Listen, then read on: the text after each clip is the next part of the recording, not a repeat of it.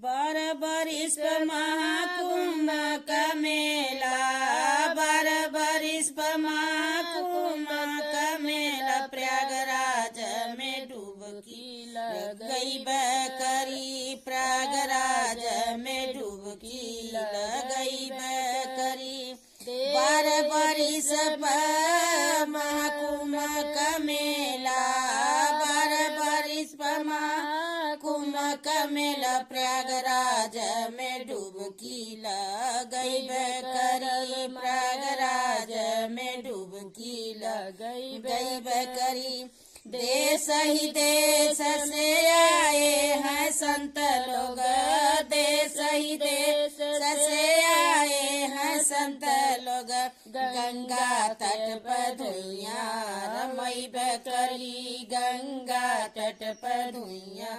देश ही देश से आए संत लोग, देश ही देश से आए संत लोग, गंगा तट पर धुइयां रमई बकरी, गंगा तट पर धुइयां रमई बकरी।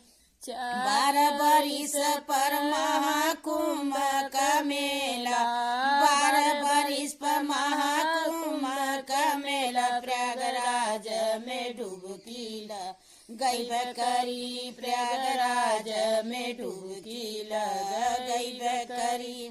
4 बज के 4 मिनट पर, 4 बज के 4 मिनट पर, गंगा जी में डुबकी लग गई बकरी, गंगा जी में डुबकी लग गई बकरी।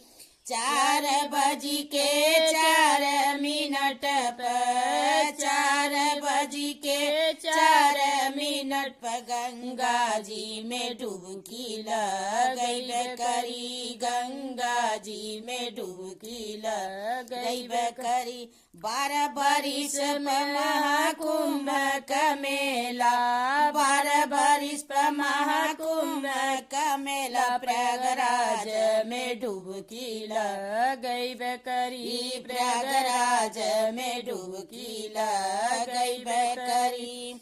मिल योगी मोदी दोनों साथ में आए, मोदी योगी दोनों साथ में मिली के मेला का व्यवस्था बनई बकरी, मेला का व्यवस्था बनई बकरी। मोदी योगी दोनों साथ में मिल के, मोदी योगी दोनों साथ में मिल के मेला का व्यवस्था बनई बकरी, मेला का व्यवस्था बनई बकरी। 12 बज के 12 मिनट पर, बरबरिस महाकुंभ का मेला, प्रयागराज में डुबकी लग गई बकरी, प्रयागराज में डुबकी लग गई बकरी। यही पार गंगा